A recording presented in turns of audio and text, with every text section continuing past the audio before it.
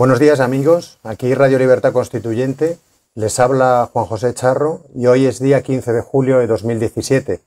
Vamos a emitir un nuevo programa de Piensa y Verás de respuestas a las preguntas de los oyentes. Y me acompañan en el estudio de Somos Aguas nuestro amigo y maestro Antonio García Trevijano. Buenos días, don Antonio. Sí, estaba esperando este nuevo programa que a mí me gusta, lo he de confesar, porque es muy variado el contenido, solo que hay personas, oyentes, que siguen nuestro programa, que no están muy bien educadas, porque no me canso de repetir, que hagan una sola pregunta, y no muy larga, y no hacen caso. Ellos quieren, algunos, afortunadamente no todos, quieren lucirse y preparan unas preguntas tomadas de los libros, sabe Dios de qué enciclopedias, interminables, y suelen además pues meter 2 o 3 preguntas en una sola. Pero en general quiero decir que este programa me satisface, estoy contento con él. La prueba es que cuando me he retirado de algunos otros programas para no tener tantísimo trabajo durante la semana, este de sábado y domingo lo he respetado íntegramente. Así que adelante, Juanjo. La primera pregunta la vamos a leer y es del día 12 de junio. La hace José Miguel Erico. En ocasiones se escucha el concepto los derechos de tal o cual territorio. ¿Derechos de? De tal o cual territorio. Derechos de tal o derechos territoriales. Sí. En Navarra, donde vivo, es habitual escucharlo referido a la característica foral. Se dice que la foralidad de Navarra responde a los derechos históricos del territorio. A mí, que soy un ignorante del derecho, me chirría este concepto. No creo que un territorio tenga derechos. Pueden tenerlo en todo caso los ocupantes del poder del territorio. Desde mi punto de vista entiendo la foralidad de Navarra como un privilegio del Estado en Navarra que no la tiene el Estado en otros territorios. Ese privilegio se traduce en dejar en manos de la administración provincial campos que en otras provincias estarían en manos del gobierno central. Y a fin de cuentas, a un arreglo económico en el llamado cupo que no responde a los cálculos económicos claros, sino a cálculos políticos oscuros. Sin embargo, la percepción de mis vecinos es muy distinta. Está muy arraigado el sentimiento de que los fueros son algo propio que beneficia al ciudadano navarro y hay de quien ose ponerlos en tela de juicio. Hay violentos capítulos en la historia al respecto. Hoy día ese sentimiento, a mi parecer, responde al egoísmo natural de defender algo cuando uno cree que ese algo le beneficia, y se justifica en el hecho histórico y veraz de que Navarra conservó más allá de su conquista, cuando ya existía España, algunas características que se podrían considerar propias de un Estado. ¿Cuál es su criterio y cómo debe enfocarse la existencia de estas peculiaridades forales desde el punto de vista de la libertad colectiva? Tienes toda la razón cuando te chirría la expresión jurídica derechos territoriales. No existen. El territorio no es un sujeto de derechos, sino un locus donde sus habitantes pueden tener privilegios, entendiendo por tal diferencias de trato legal en comparación con otros territorios, con los habitantes de otros territorios vecinos. Pero no existen derechos territoriales. Es cierto que no se conceden beneficios fiscales, por ejemplo, o forales a los habitantes de un territorio, que en el momento en que se conceden, sino que son los ciudadanos de ese territorio los que adquieren esos privilegios o derechos singulares en comparación con los demás territorios. Es decir, se adquiere tampoco de una vez para siempre, pero sí que se adquieren de una vez que comienza hasta que terminen. Pero las sucesivas generaciones de habitantes de ese territorio gozan de esos privilegios, que en otra cosa significan los derechos forales. Pero hay varios tipos de derechos forales. Unos son de orden fiscal son los que han llegado hasta hoy en vigor. Porque otros más antiguos, que es posible que en algunos lugares recónditos y montañosos, de poca comunicación con los valles y con las comarcas de mayor circulación de personas, es posible que sean útiles en cuestiones de herencia, en cuestiones de particiones hereditarias, de heredades muy grandes o más grandes de lo habitual en esa zona. Pero en general el privilegio territorial siempre es un privilegio de foro. Por eso se llama foral, porque el fuero no se extiende a todo el mundo, sino solamente a un territorio limitado. Los fueros que no son de orden fiscal, que no son privilegios fiscales, son excepciones que perduran desde tiempo inmemorial por costumbres en vigor. Unas costumbres que se han mostrado recalcitrantes, que han resistido la homogeneidad que producen las leyes escritas. Las costumbres conservan las diferencias regionales y comarcales. Y eso está muchas veces su origen, siempre su origen está justificado. No en el sentido comparativo con otras regiones, sino en relación con el ambiente rural, económico, agrícola y de temperatura y de abundancia o escasez de agua que produce esas costumbres que se heredan y perduran como fueros. Esos son los fueros civiles, a diferencia de los fueros fiscales que se refieren solamente a privilegios en la tributación. Pues bien, Navarra, para mí, tengo el mal recuerdo de que cuando me presenté a las oposiciones a notaría, hice un ejercicio que me hubieran dado incluso una plaza directa de primera. Pero me tocó, uno de los temas que me tocó fue la legislación foral de Navarra. O el derecho, no, legislación no, el derecho foral de Navarra. Y ahí ni había leído yo ningún tema, no sabía nada de nada. Suficiente como para haber sido suspendido y excluido, porque no había antecedentes antes de que yo lo creara, de que si hubiera sido notario o registrador o cualquiera de esas difíciles oposiciones, si uno de los temas que te tocaban en sorteo no sabías nada, te suspendían. Pero yo no sabía nada y lo dije. Digo, de esto no lo he estudiado, pero conozco muy bien la procedencia y contesté a la pregunta, al tema que me tocó sobre los fueros de Navarra, distinguiendo de los catalanes y de los aragoneses, porque catalanes y aragoneses provenían, eso sí lo sabía yo por mi profundo conocimiento del derecho romano y sobre todo por la herencia que el derecho romano dejó en Europa. Yo había estudiado muy bien los historiadores del derecho romano y sabía cómo llegó, por unas fuentes distintas, cómo llegó a implantarse el derecho romano en Cataluña y en Aragón y en Navarra, y fue distinto. Esto lo dije, y como lo dije con brillantez, pues me aprobaron y saqué las oposiciones. Tengo ese mal recuerdo porque yo sufrí al tener que afrontar un tema reconociendo que yo de eso no sabía, no había estudiado nada. En fin, con eso creo que he contestado a su pregunta. No existen derechos territoriales, esos son contrasentidos. Sujetos de derecho solamente son las personas naturales o jurídicas y llamadas por eso estas últimas personas morales, absurdas denominaciones, porque la persona individual también es una persona moral y sin embargo se llama personas morales solamente a las personalidades jurídicas colectivas. Otra pregunta. Pues la siguiente pregunta la vamos a escuchar y es del día 2 de julio.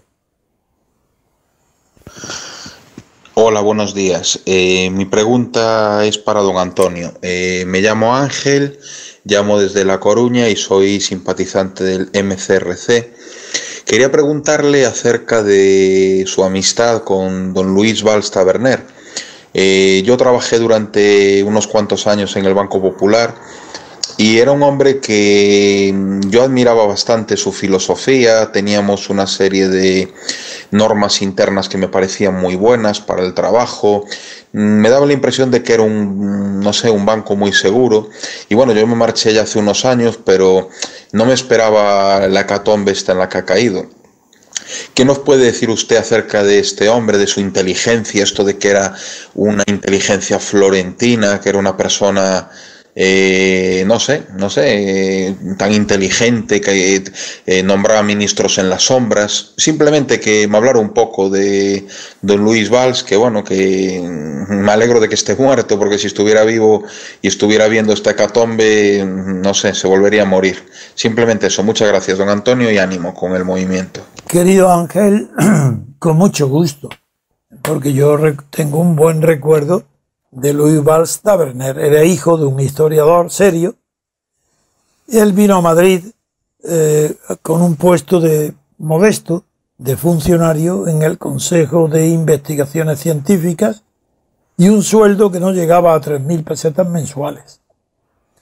Pero tuvo una carrera, no tenía nada que ver con la banca, pero inició el Opus Dei, lo destinó a que hiciera carrera en la banca.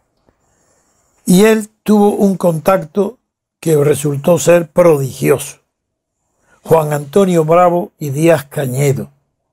Era un amigo bastante íntimo de Rafael Calvo Serer, que era del Opus Dei. Y Luis Valls Taberner también era del Opus Dei. Juan Antonio Bravo era un hombre ya mayor, maduro, consejero muy destacado del Banco Central, amigo de Vilallonga, de Ignacio Vilallonga. Vivía ahí en la plaza de Rubén Darío y antes en la calle Martínez Campos. Y era un hombre muy, muy generoso, muy, muy simpático y sobre todo de una inteligencia prodigiosa. No era un hombre muy culto, entendiendo por culto que cultivara las humanidades. Él era un ingeniero, había sido un hombre fuertísimo para Franco en la guerra civil, fue el que ordenó todos los transportes y las comunicaciones del norte, y luego fue nada menos que el fundador de Saltos del Sil, y un consejero muy influyente en el Banco Central, a quien todo el mundo respetaba, sobre todo Ignacio Villalonga. Bien, por recomendar, él no era del Opus Dei, pero era amigo de mucha gente, tenía en su casa, era soltero, era muy familiar. Cerca de su casa, en piso inmediato, vivían sus hermanos, sobrinos, y tenía un espíritu familiar muy acogedor y muy buenos y excelentes amigos. Yo lo conocí y gocé de su amistad durante mucho tiempo, hasta que murió. Y el Luis Valls Taberner, mediante Rafael Calvo Serer, entró en contacto con Juan Antonio Bravo y Díaz Cañedo, que era consejero del Banco Popular, perdón, del Banco Central.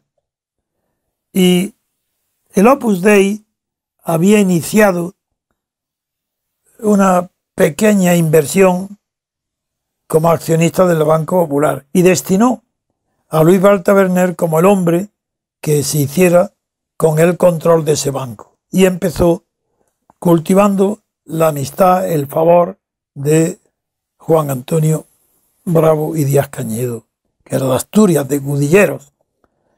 Y en efecto, fue decisivo la gestión que hizo este hombre, porque fue don Juan de Borbón, conde de Barcelona, el que le pidió, a través de Rafael Calvo Serer, a Juan Antonio Bravo, le pidió que apoyara en la entrada o la subida en el Banco Popular de Luis Valls Taberner.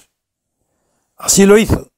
Y Ignacio Vilallonga y Juan Antonio Bravo hicieron una operación extraordinaria importante para apoyar a Luis Valls Taberner, y es que el paquete de acciones que tenían del Banco Popular, que tenía el Banco Central en su cartera, le dieron el apoyo con ese a Luis Baltaberner, con lo cual pasó a ser ya representante de un grupo muy fuerte, nada menos que el Banco Central, la participación que tenía en el capital del Banco Popular.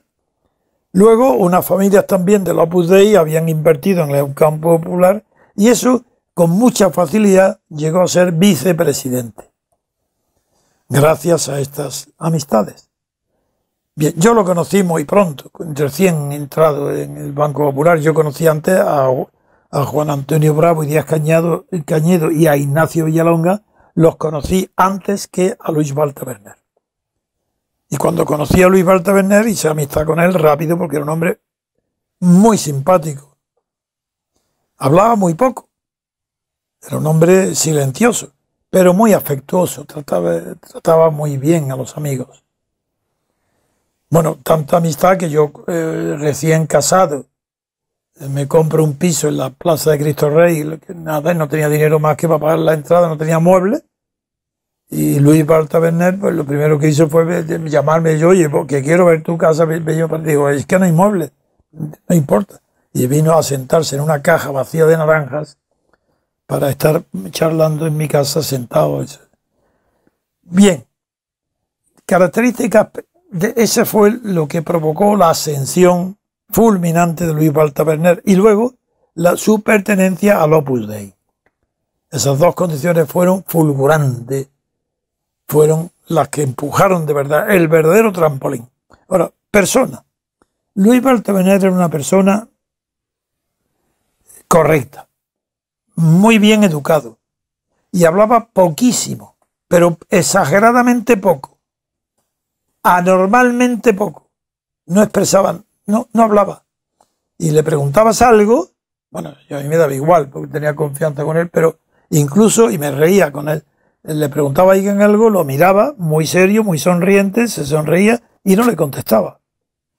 Eso logró crear una fama de inteligente como pocas personas han logrado.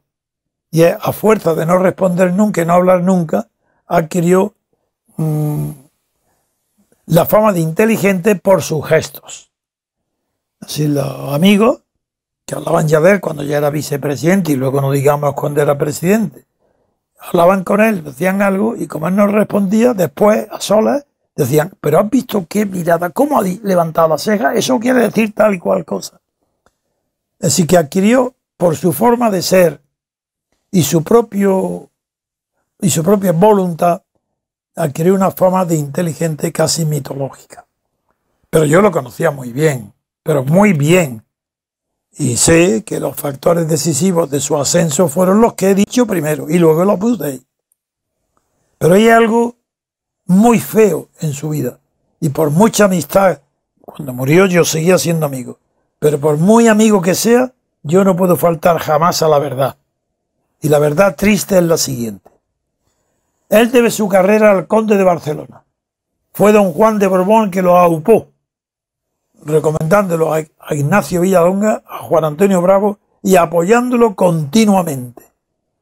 Bien, en el momento de la verdad, cuando llega el momento de la sucesión, que Franco nombra a Juan Carlos sucesor a título de rey, como yo vivía aquellos momentos con la misma intensidad que el propio conde de Barcelona, que don Juan, sé exactamente lo que voy a decir. No es que lo sé, es que lo he vivido. No es que lo conozco mejor que cualquier libro de referencia ni cualquier persona que lo haya vivido. Porque lo que voy a decir ahora lo he vivido. ¿Qué fue lo que pasó? Pues que Juan Carlos aceptó la sucesión a título de rey que le ofreció Franco, contra la voluntad, el deseo y la orden expresa de su padre, el conde de Barcelona, que le prohibió que aceptara la monarquía de un dictador, que lo designara rey un dictador. Y él no hizo caso de eso. Pero bien, luego se ha sabido algo que entonces yo desconocí. Y ahí es donde va a intervenir Luis Valls. Yo fui el protagonista de la oposición a Juan Carlos como rey, hasta el punto que habiéndolo conocido a la perfección y habiendo sido compañero de juerga, cuando yo era soltero, notario en Zaragoza, con mujeres, con coches y con Pegaso y con fiestas y bailes. Sin embargo, yo de quien fui amigo, de verdad, fue de su padre. Y a quien permanecí yo leal fue al compromiso adquirido con su padre. No porque yo fuera monárquico, que nunca lo fui, y su padre lo sabía. No, el conde Barcelona sabía que yo no era monárquico, que era republicano. Pero para derribar a Franco, yo no vi más posibilidad concreta y real que la de apoyar al conde de Barcelona para que diera o bien un golpe de Estado contra Franco o que a la muerte de Franco el ejército lo trajera para presidir el entierro de Franco y fuera, de hecho, el rey de España, no su hijo. Bien. Y don Juan estaba de acuerdo conmigo, ni con su hijo ni con Franco, y aceptó los planes que yo le propuse. Y así vino al bautizo de su hijo en Madrid y tuvo entrevistas secretas en Madrid, en mi casa, en la plaza de Cristo Rey, con generales como Díaz Alegría, que era el jefe, el mando superior del ejército. O conversaciones por teléfono directas con el director general de seguridad, el coronel don Eduardo Blanco.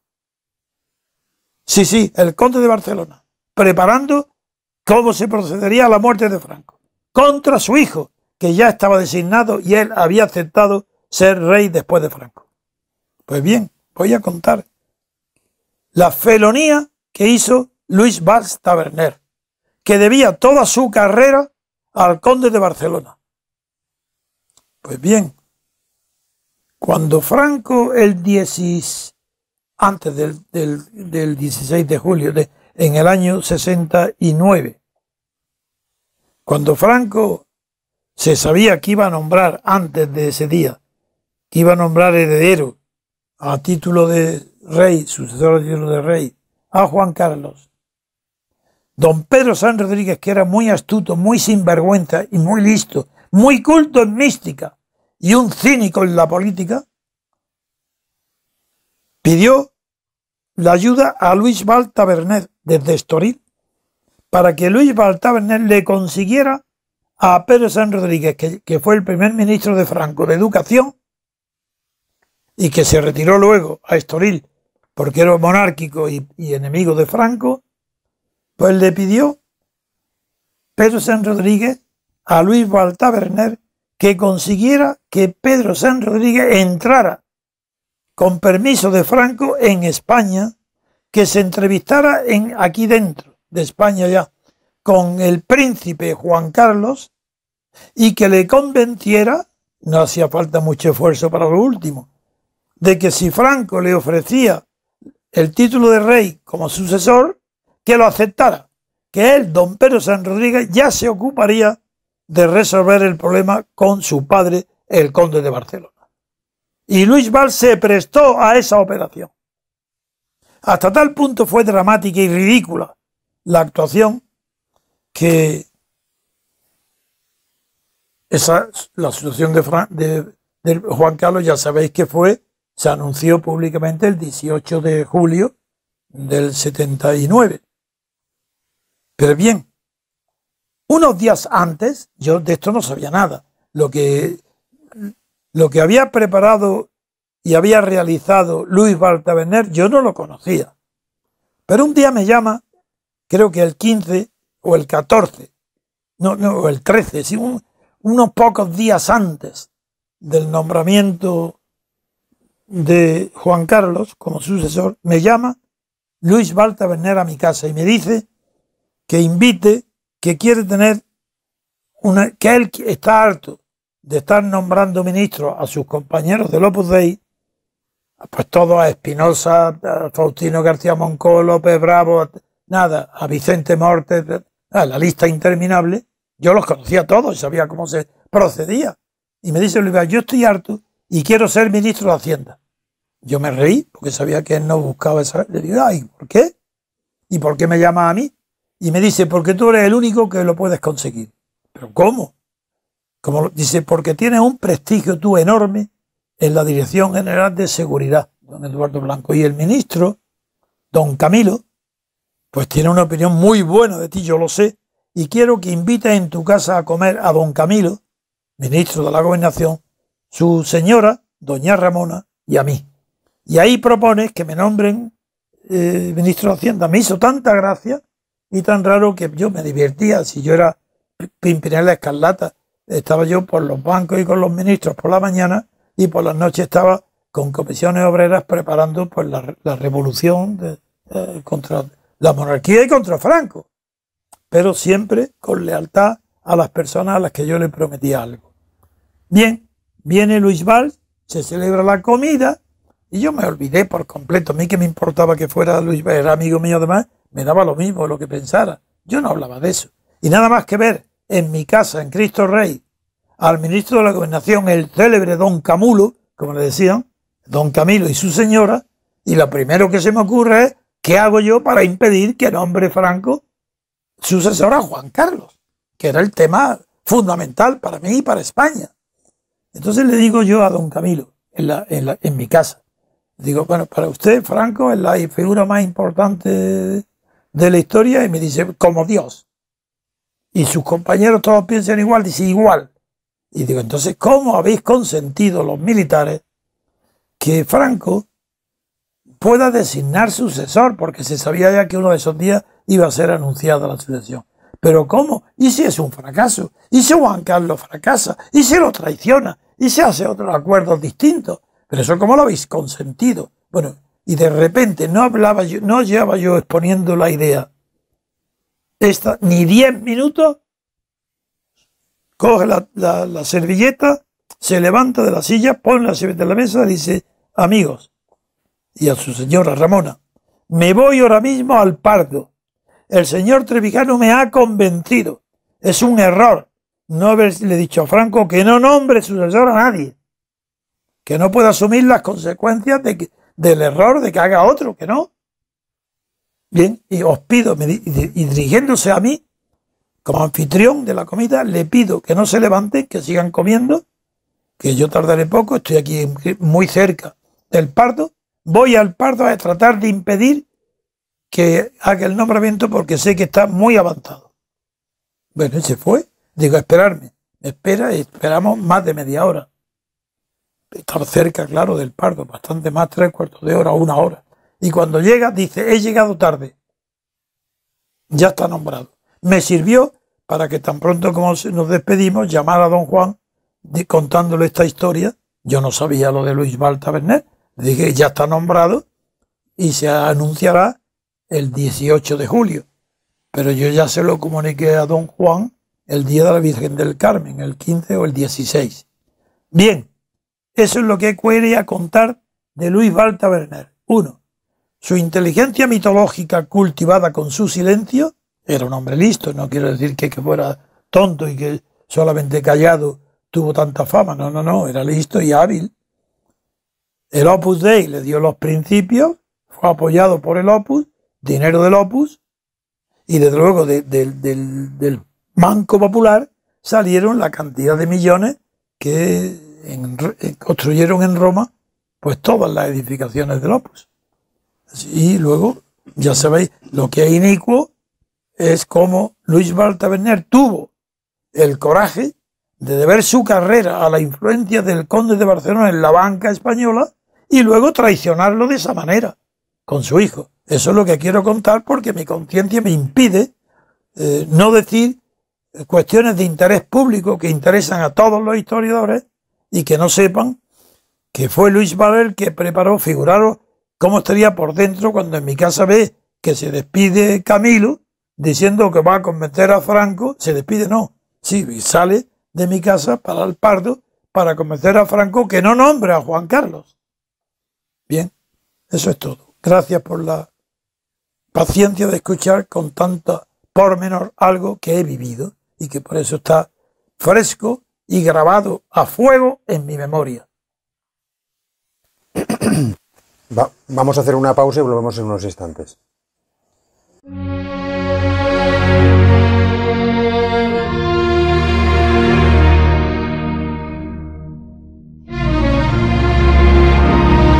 El MCRC organiza este mes de julio el simposio internacional titulado El consenso político degenera el idioma, en Santo Domingo de la Calzada, La Rioja.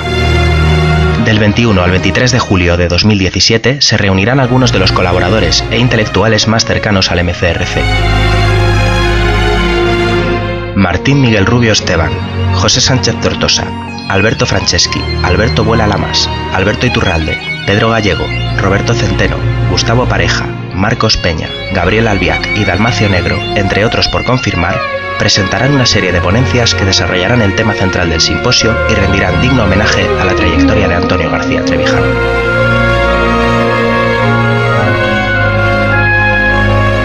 Infórmate e inscríbete en la página web del evento simposiomcrc.es.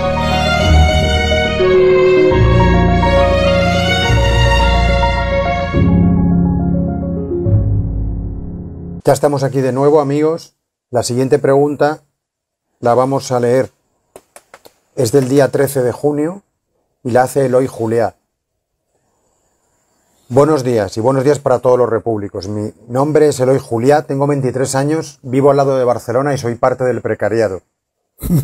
Antes de nada, agradecer enormemente, mediante la acción, a don Antonio su magnífica labor. Y decirle que sin usted todos estaríamos mucho más perdidos y sobre todo deprimidos. Gracias. La pregunta que quisiera hacerle es acerca de la Trinidad, pero no de la Trinidad católica,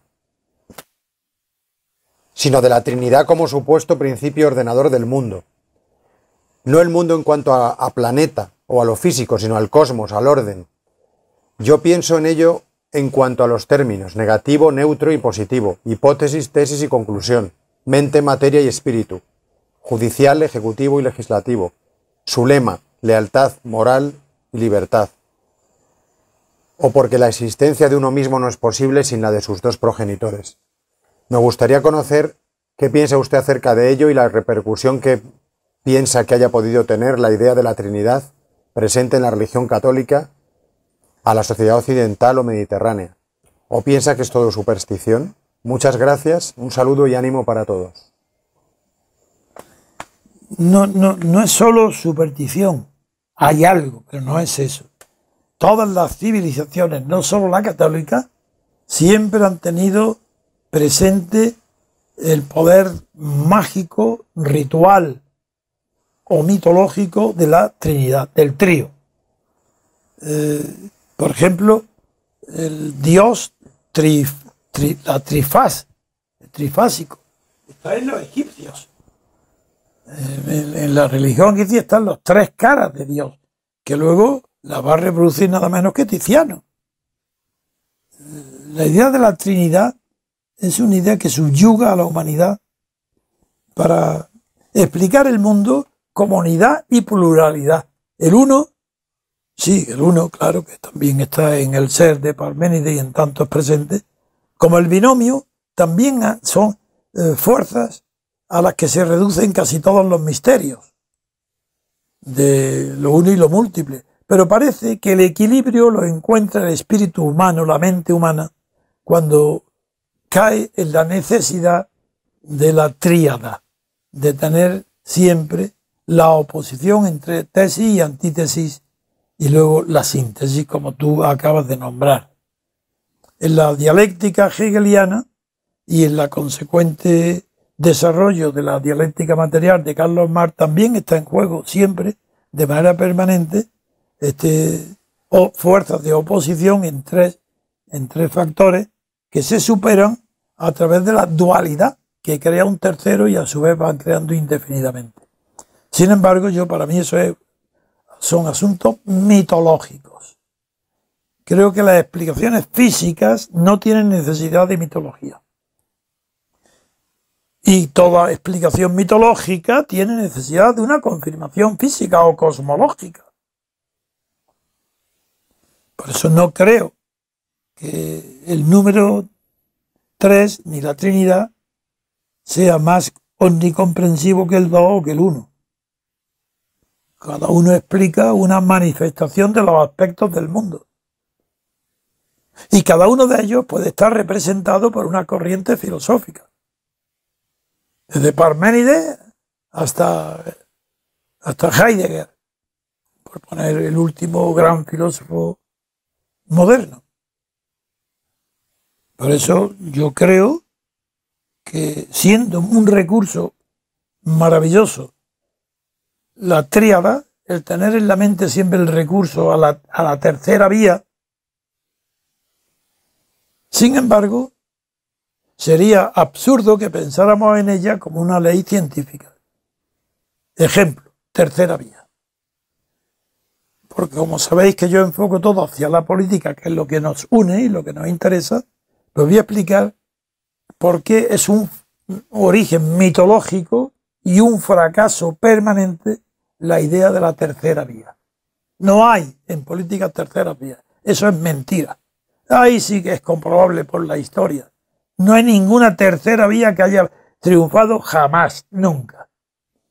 No hay más que dos principios que se oponen, y en Occidente pues está todo sembrado de sistemas o regímenes, según que el sistema sea algo cerrado o dependiendo de un poder personal, que es el régimen, que puede ser dictatorial o bien oligárquico, como es el caso de España.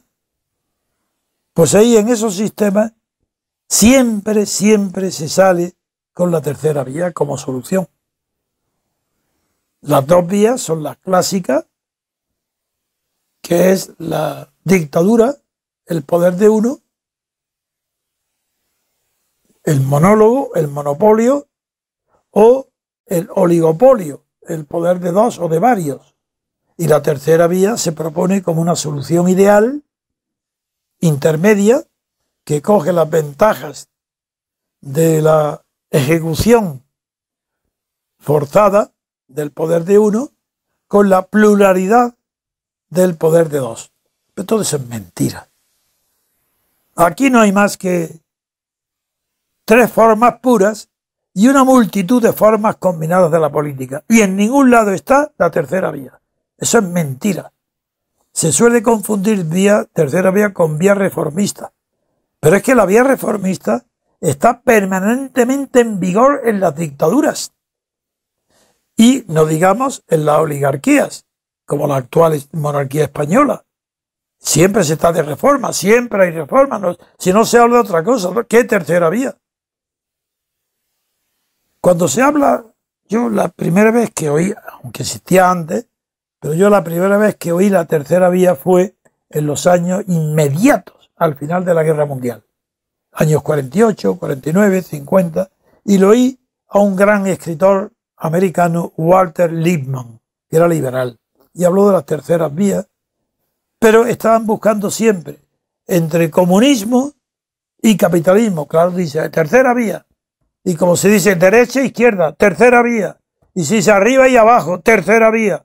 Pero si es que eso es mentira, si es que es una petición de principio, defines dos términos y dices yo soy el que estoy equidistante. Así, la equidistancia es el enemigo de la moral. No puede haber equidistancia justa, ni término medio justo. El término medio allí donde haya virtudes. Pero si no es el problema de la virtud, ¿qué significa término medio? Nada, mentiras. Todo propaganda en favor de la reforma. Y una reforma jamás cambia un régimen político. Nunca lo ha hecho en la historia y nunca lo hará. Y voy a explicar por qué. Porque este régimen de partido es imposible que pueda ser cambiado por vía de reforma. Voy a explicar por qué. Todo régimen político, incluso sistema, implica un profundo gasto de energía. Sí, energía humana, energía, como si fueran máquinas. Pues sí, toda la generación aporta una dosis muy grande de energía al proyecto vital que se encuentra político y aporta y lo sostiene con su energía. Bien, cuando se habla de reformar, como ahora se habla, una reforma de esta monarquía de partidos, de esta partitocracia, cuando se habla de reformar y aparece Podemos y aparece Rivera conciudadanos, hay mucha gente, millones, que de repente adquieren esperanza. Llevan 20, 30, 40 años sin esperanza. Y aparece alguien que se llame Pablo Iglesias o Rivera, dicen dos tonterías esas tonterías están ya dentro del sistema que ellos pretenden cambiar. Lo dicen y lo apoyan de repente millones de personas que antes estaban apoyando otras cosas o no votando. ¿Por qué eso se produce? Pues muy sencillo. Porque Iglesias procede y Rivera procede de una fuente de energía humana que está ya presente y arraigada en esta monarquía de partidos. Uno en Izquierda Unida, otro estaba aparte de en otras formaciones políticas de derechas, estaba en lo que estaba en contra del separatismo catalán. Y uno y otro, tan pronto como consiguen llamar la atención de las televisiones, del público, que se hable de ellos, tan pronto como encuentran satisfecha su vanidad, aparece enseguida lo que eran de verdad, tercera vía, cero, reformistas. Pero como la reforma es imposible, pues van a ser reformistas fracasados que no reformarán nada. ¿Por qué? Porque la energía de Pablo Iglesias y la energía de Rivera proceden del sistema, del régimen de poder actual, de la monarquía de partidos, están dentro de partidos y ahí está su energía. Luego, como no hay una energía nueva que choque contra la inercia de la energía vieja, no puede haber cambio nunca, ni reforma, no es una mentira. Lo que puede haber es una renovación de personal, de personas, pero la política no cambia nada. Esa es la razón por la cual las terceras vías son imposibles. Si queréis cambiar el régimen político, el sistema político, si queréis que esto sea una democracia de verdad, donde haya libertades de verdad, solo hay una manera de conseguirlo: la ruptura democrática y pacífica con el régimen, como yo propuse contra Franco. No se trata de que yo esté repitiendo como un chocho viejo, repitiendo ahora lo mismo que decía hace 40 años contra Franco. No, es que es lo mismo. ¿Cómo voy a cambiar de estrategia o de táctica si la situación es la misma que a la muerte de Franco? ¿O es que creéis que Franco era un dictador tan omnímodo que él solo, vejete, más que vejete, un viejo de verdad desahuciado, los últimos años que era nada, un trapo? ¿Creéis que él dirigía la política española? ¿O la dirigían los misma oligarquía franquista que hoy se transmitió a hoy, primero con Suárez, luego con Fraga y ahora con el PP? ¿Qué creéis que es el PP? Los que gobernaban con Franco. Estos son sus herederos. ¿Quién se va a cambiar? ¿Y quién creéis que era el PSOE? Felipe González, Isidoro, Felipe González, protegido de Carrero, para que fuera al Congreso de Suresne, le dándole pasaporte. Pero ¿quién creéis que es? Que sois unos palurdos. No vosotros, que me oís, que estáis preocupados de conocer la verdad. Pero estos catetos que se creen que algo cambia porque cambien las personas, bueno, esa es la tercera vía. Bueno, yo estoy haciendo un discurso ahora contra la imposibilidad de las terceras vías. ¿Quién es tercera vía? ¿Cómo se llama el británico? El que fue a la guerra de Irak con Aznar, ese, no me acuerdo cómo se llamaba ahora. Blair. ¿Quién? Blair, Tony Blair. Sí, Tony Blair. Esa es la tercera vía. Figuraros, tercera vía, Tony Blair. Pues la tercera vía, ¿quién es? ¿Aznar? No es Aznar, es Felipe González. Ah, no, es Zapatero. Ah, no. Ahora la tercera vía es Pablo Iglesias. ¿No os da vergüenza que el pueblo español pueda estar engañado permanentemente con esas propagandas tan viejas de las terceras vías? Con eso he contestado a tu pregunta. La siguiente la vamos a escuchar, es el día 2 de julio. Buenas, don Antonio. Mi nombre es Jorge y le pregunto otra vez desde Alicante. Como ya le dije, le tengo mucha admiración porque es usted una de las pocas personas que dirige un movimiento político y que dice la verdad tal cual es y sin tapujos. Después de estudiar su papel en la transición y escucharle a través de su radio y mirar programas en los que aparece como La Clave, publicados en YouTube, en especial los programas del 79, el 92 y el 93, puedo entender que los votantes de Alianza Popular, UCD, PNV y CiU votasen a favor de los pactos de la Moncloa, ya que la financiación, origen y trayectoria de estos partidos nunca ha estado del todo clara, ya que los unos fueron creados por el mismo franquismo y los otros por la alta burguesía catalana y vasca. Pero, ¿cómo es posible que el PSOE y el Partido Comunista, teniendo tantos muertos a sus espaldas en defensa de unos supuestos ideales, hayan cedido a las cloacas del franquismo y hayan renunciado tan pronto a estos ideales y sus mismos afiliados se lo hayan creído? Muchas gracias. Espero que siga muy bien de salud y que viva 1000 años más. Querido Jorge, te agradezco tus cariñosas palabras, que no es que me halaguen, a mí no me halagan las alabanzas. Lo que expresan, yo veo en ellas, es cariño, afecto, admiración, pero no por sabiduría, sino por coherencia, porque me estimáis como persona, y por eso yo estoy muy agradecido. Yo no sería quien soy si no tuviera la certeza absoluta de estar rodeado por personas como tú, y que son miles y miles y miles, no creas, soy consciente de ello, y mucho más ahora, donde soy consciente de que no solo es España, que en América del Sur prácticamente le pasa igual, que tengo miles y miles y miles de oyentes y partidarios. En fin, la pregunta que hace es muy lógica. Si la política obedeciera a la lógica y no a la psicológica, pues sería imposible que pasara lo que pasa.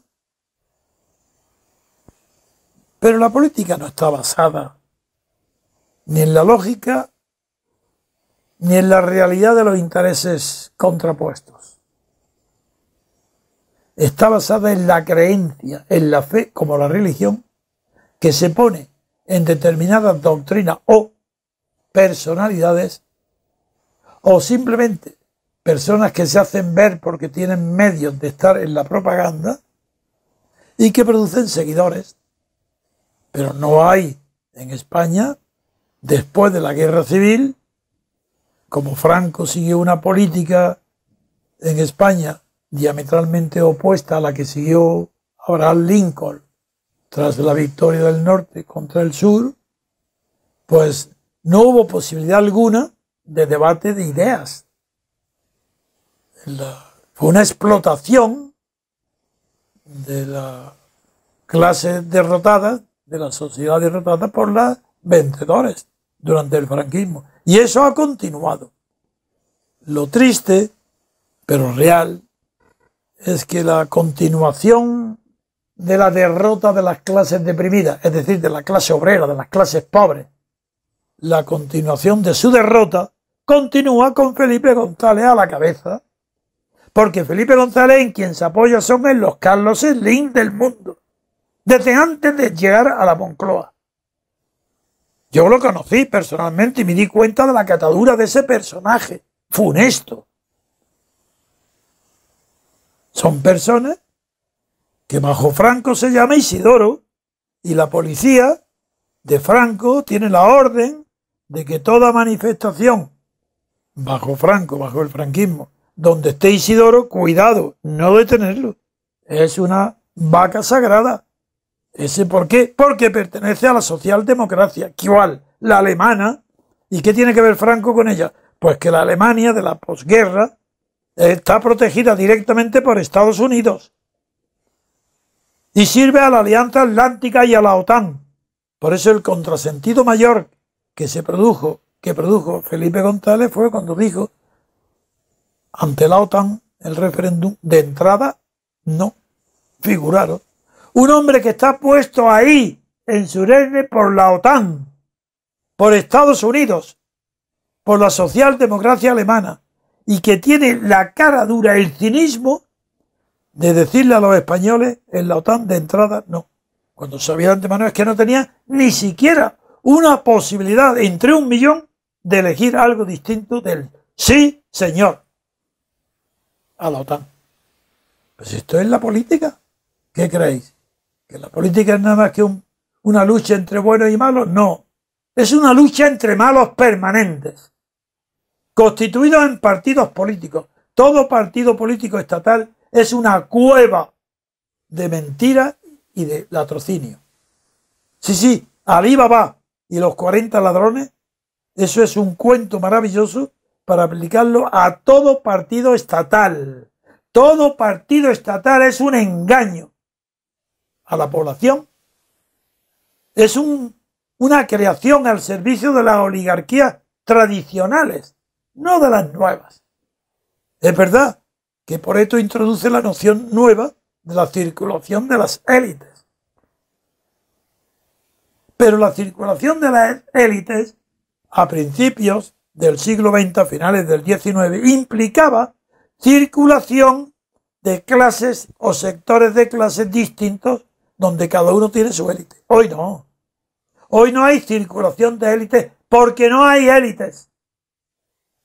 Ni en el gobierno ni en la sociedad.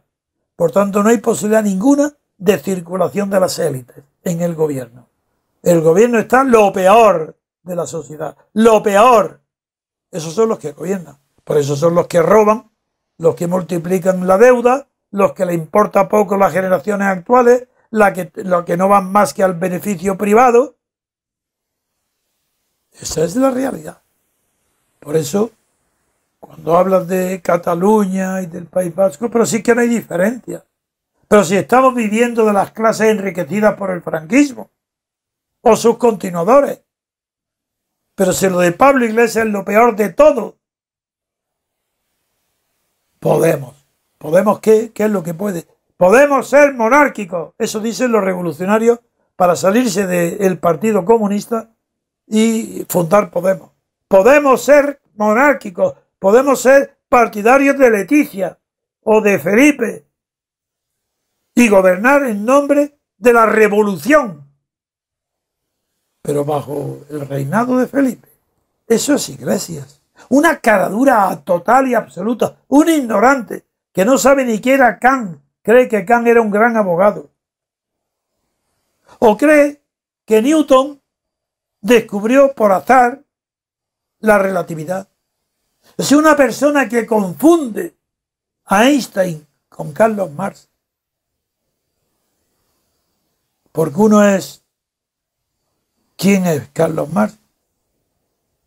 Pues un heredero de Kant, ¿no? Dice que es Kant. Si es que no saben ni siquiera lo que es el principio inaugural de la cultura moderna, de la civilización. Si no saben lo que es la diferencia entre Edad Media y Renacimiento. Pero ¿cómo van a gobernar el mundo moderno? Querido amigo, me haces una pregunta, Ángel, que no tiene contestación, porque es la evidencia. Todo es mentira. Por eso nosotros, como MCRC, no aspiramos a ocupar el poder. Queremos conquistar la hegemonía cultural. Bien sencillo sería si tuviéramos medios, porque nos basta para ello con decir la verdad, en humanidades, no la científica. La verdad no como contraria al error, sino la verdad como contraria a la mentira. Nos bastaría eso, tener una televisión, un periódico grande, decirlo, y tendríamos la hegemonía cultural asegurada. Por eso no somos un partido, ni queremos votar, ni queremos formar parte de las elecciones. Y decimos en nuestro estatuto que si triunfamos, si el MCRC adquiere la hegemonía cultural, nos disolvemos y que cada uno vaya entonces donde quiera. Porque antes hemos definido lo que son las reglas de juego. Y ese es nuestro principio, que no renunciaremos jamás. Por grandes que sean las tentaciones, por prestigio que nos den, nunca abandonaremos el terreno de la cultura, de la hegemonía cultural. No tenemos ambición política. Pero eso no es un defecto. Eso es una virtud. Porque vamos a favorecer aquellas ambiciones políticas que correspondan a la hegemonía cultural de la verdad, que es lo que estamos nosotros tratando. Por eso apoyamos hoy a Venezuela. Mirad cómo en Venezuela no ponemos obstáculos.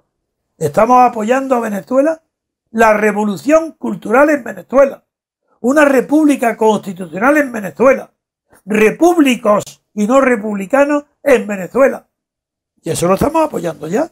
Veis con los hechos cómo es compatible tener ideales puros, no renunciar a ellos y sin embargo luchar por el poder político cuando puede ser conquistado sin renunciar a ninguno de los ideales culturales o morales.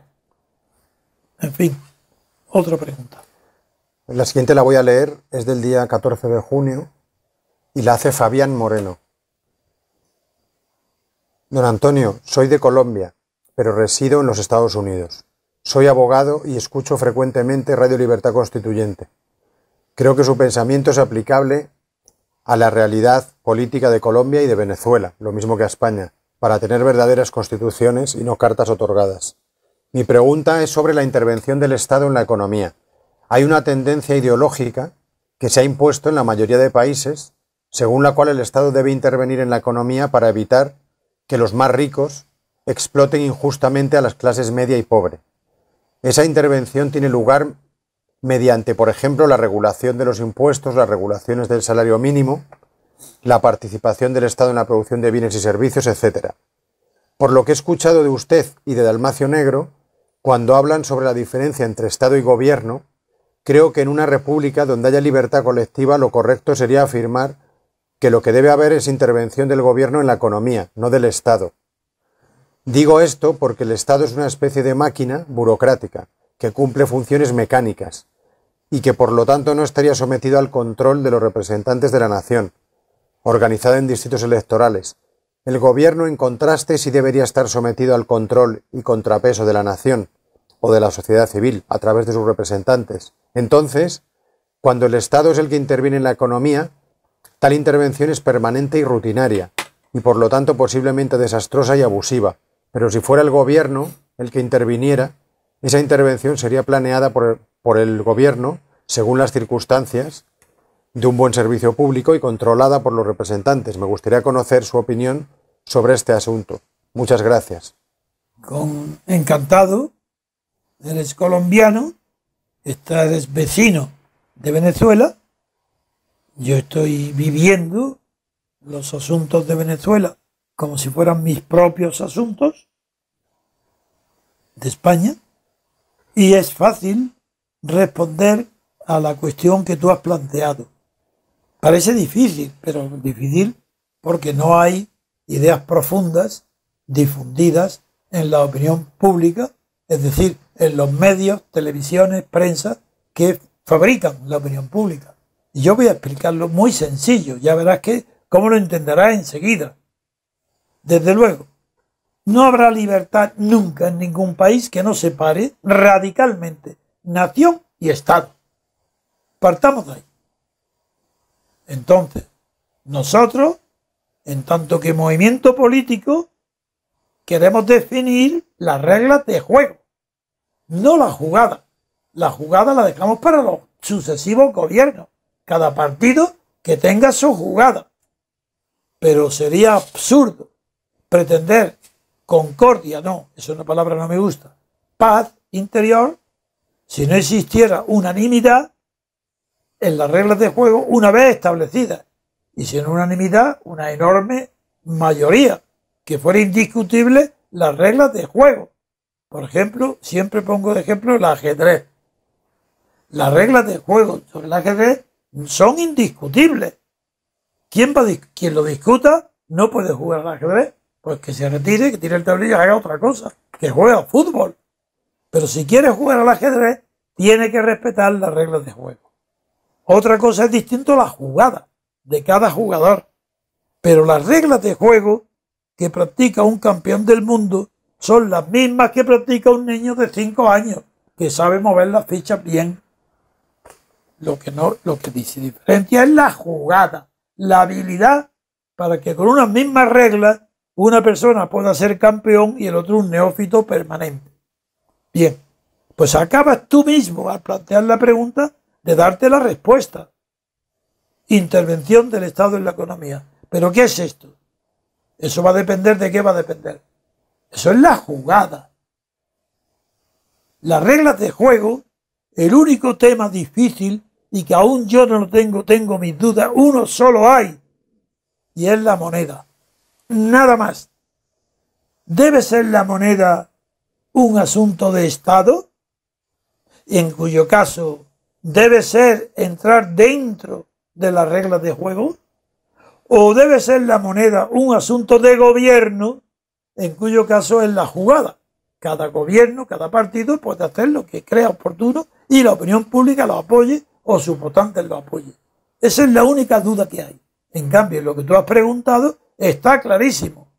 Que todo lo que son jugadas, eso pertenece a la nación, es decir, a los gobiernos, es decir, al legislativo. Porque si bien el Estado es ejecutivo, no es solo. Cuando se dice, bien, la Asamblea Nacional o la Asamblea, las Cortes, pertenece al poder legislativo, eso es evidente. Pero el Ejecutivo no es solo el gobierno.